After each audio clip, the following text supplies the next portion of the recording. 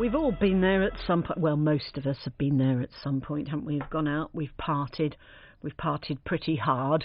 And for the ladies amongst us, we may have high heels on, our feet are killing us, we take our shoes off, we're feeling a little worse for wear, and we may decide to splatter the pavement.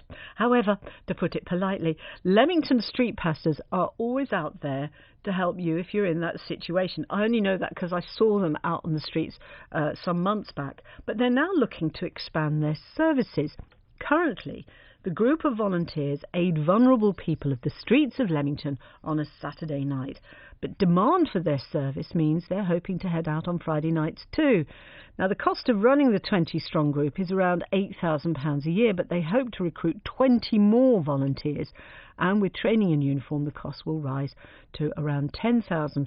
Well, Emily Lovegren is the coordinator for Leamington Street Pastors and joins me. Good morning. Thanks so much for coming in so early. Or maybe you've not been to bed now. Yeah, maybe you were out doing that. I was up with my baby this morning. There you very go. Early. All right. So just explain more about the work that Leamington Street Pastors do. Right, well, our tagline basically is we listen, we care and we help. And that is just in a nutshell what we do.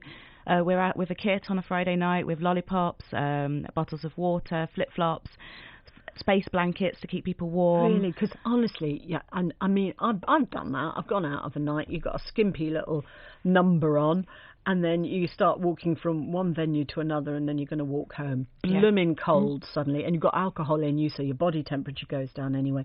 And you've got those sort of silvery blankets that help people, and flip-flops for the girls in high heels. I'm assuming mostly girls. But mostly girls. I think they have been handed out to a couple of the chaps before, mainly on stag nights, I would suggest. Funny that, yeah. But you do find a lot of people a little worse for wear. We do find a lot of people a little worse for wear, yes, and we're there just to help pick up the pieces and to help people who are maybe having a personal crisis as well whilst they're out. Yeah. So what kind of conversation can you have with somebody who perhaps is having a bad night for whatever reason out on the streets? Sometimes it's not a conversation. Sometimes no, because they're completely inebriated. Definitely, and the language is very colourful, let's say, that comes out of some of the mouths. So sometimes it's just an arm around the shoulder and listening for however long they need somebody to listen whilst they put the world to right. Other times it is actually physically assisting people if they've been violently sick, if they've passed out, or if they're having a diabetic attack because they've drunk too much. Or even with minor first aid, we've had glass injuries, particularly ladies who have took their high heels off and have stepped in glass.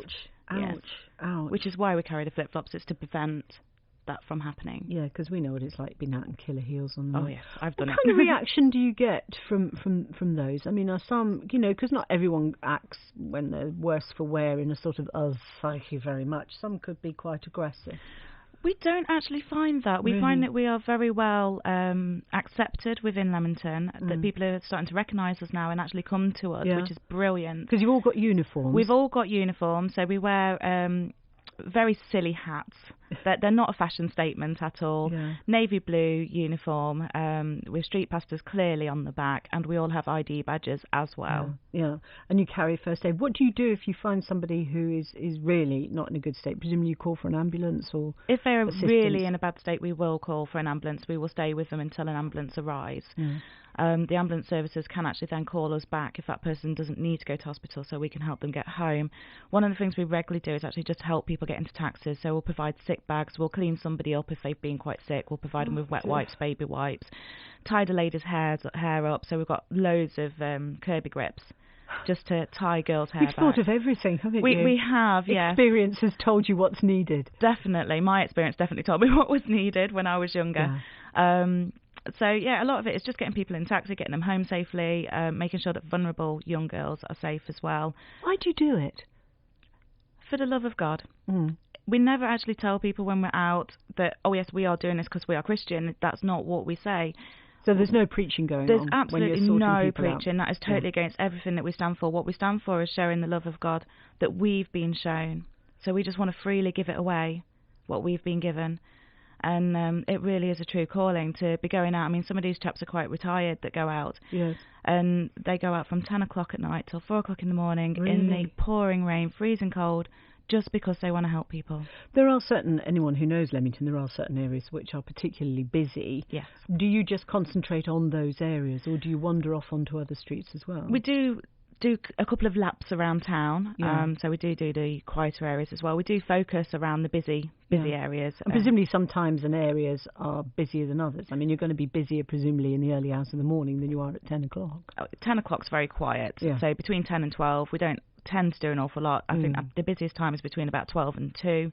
The door staff are pretty good at calling us over the radio system if they spot something. So we've got a very good relationship with the door staff and the bar managers. And do you liaise with the police as well?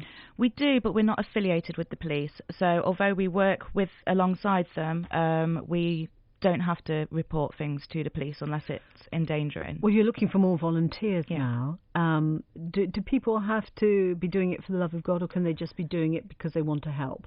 They need to be doing it for the love of God. Okay. That is, they need to have been a Christian for a couple of years and be part of a local church group. Okay. So if someone's listening to this and saying, well, you know what, I could do that. You give training? And we give support? comprehensive training. It takes about 6 months to get trained because we do a lot of training with you. You get a lot of support from me as well, and you'll be designated what's called a prayer pastor to pray for you. And it takes about 6 months, but it's great fun. It's great fellowship. People get on really well. They really enjoy going out. Certainly going to have a busy time, aren't you, over the next few weeks? Definitely over the next few weeks, and then it will be very quiet over January. Although I did say the QT word, which I've been told I'm not allowed to say. No, don't say that.